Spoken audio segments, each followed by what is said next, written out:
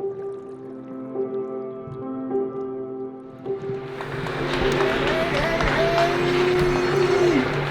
de retour.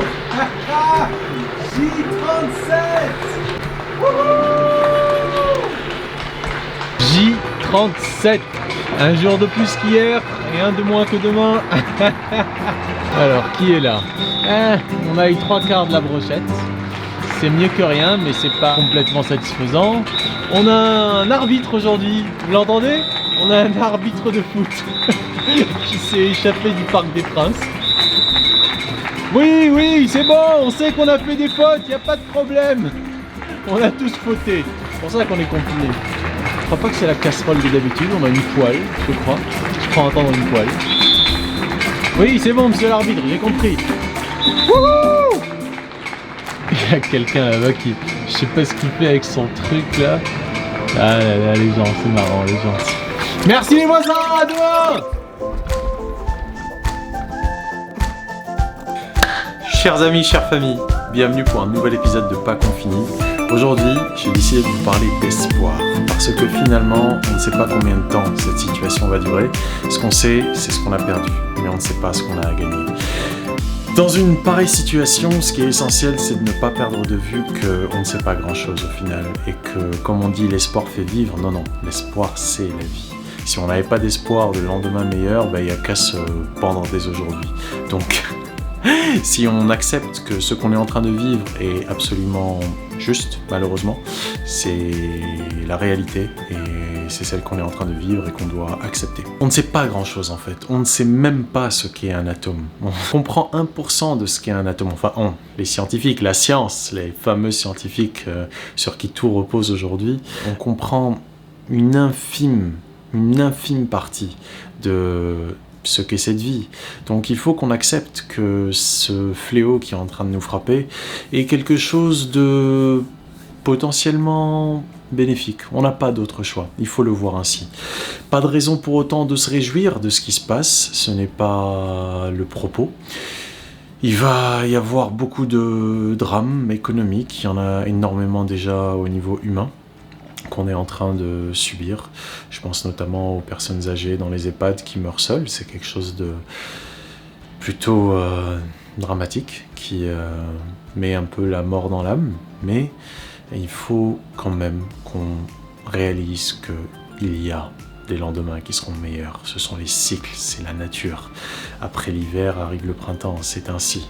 Donc cet espoir qui aujourd'hui doit vivre en nous est quelque chose de fondamental.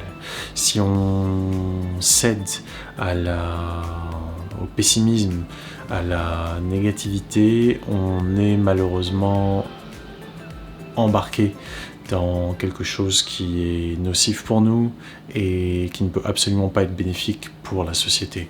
Donc cet espoir auquel on doit croire, c'est vraiment la seule chose à laquelle on doit croire. Aucune news, aucune personne ni rien, mais l'espoir qui vit en chacun d'entre nous, il faut y croire. C'est notre ancre, c'est notre repère. C'est l'espoir que demain, il y aura des gens meilleurs.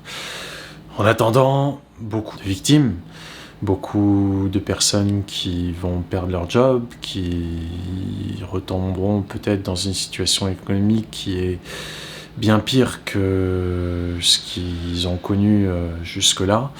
Et ça fait malheureusement partie du jeu auquel il va falloir apprendre à jouer avec de nouvelles règles, où on travaillera moins, où on travaille déjà moins, où il y aura peut-être moins de revenus pour tous, qu'on devra peut-être se partager de manière un peu plus altruiste, un peu plus détachée, peut-être, je ne sais pas. Il y a également des points extrêmement positifs à toute cette situation, c'est que on se demandait comment faire pour limiter le changement climatique. Aujourd'hui, on n'a plus besoin de se demander, il y a juste à continuer à faire ce qu'on fait, c'est-à-dire rien, et les problèmes se règlent. Ceci dit, pas non plus de quoi se réjouir de cela, parce que bon, c'est par défaut que ça c'est en train de se passer, c'est un peu une sorte bienfait collatéral. D'ailleurs, d'habitude, on a affaire à des dommages collatéraux. Là, ce sont des bienfaits collatéraux. Mais lorsque la vie humaine reprendra ses droits, on n'aura pas pour autant réglé le problème de l'avidité, le problème de l'aveuglement économique.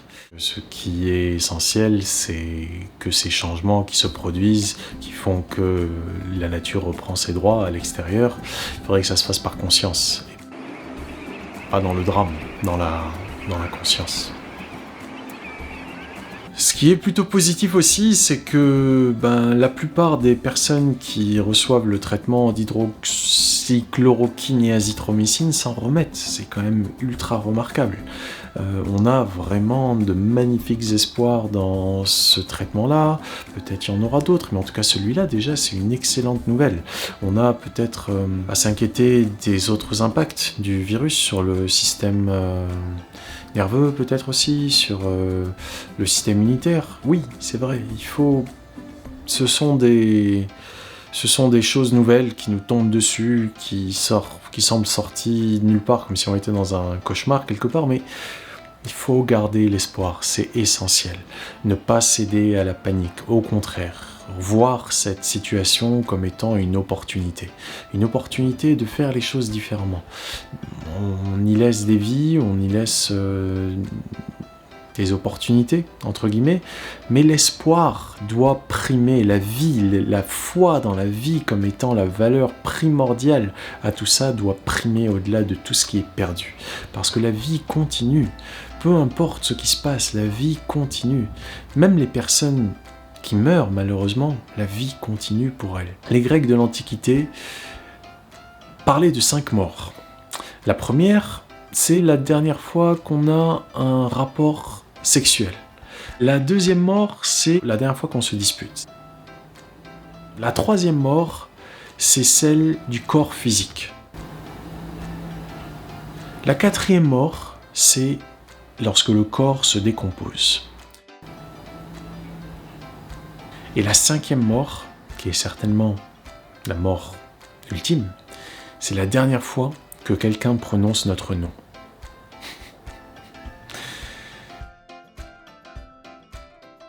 Pour toutes les personnes chères qui sont parties, elles vivent en nous, elles vivent avec nous, leur mémoire vit.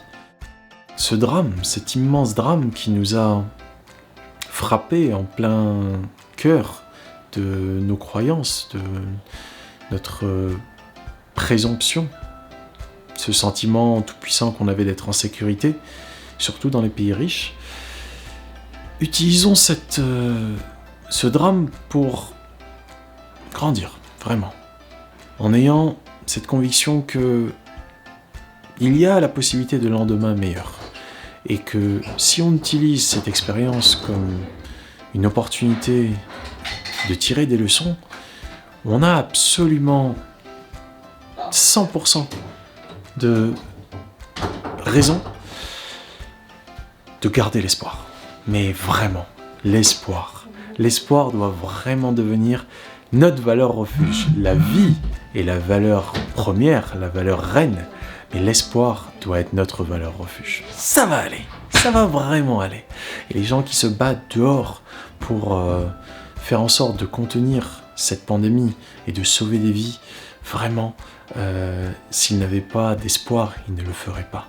Donc ne serait-ce que par solidarité pour ceux qui se battent, faisons vivre l'espoir en nous, faisons-le grandir, faisons-le nous unir dans cette démarche de mieux, de s'améliorer un petit peu chaque jour en se disant que ça va aller de mieux en mieux.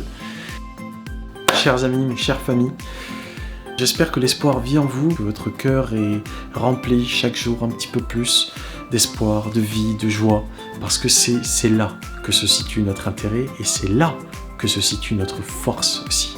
N'arrêtez pas de m'envoyer des messages, n'arrêtez pas de me dire à quel point ça vous aide, ou ça vous plaît, ou ça vous informe, ou peu importe. Ces vidéos, moi, ça me remplit de joie et d'espoir. J'espère que ça fait pareil pour vous. Big boom, bonne année!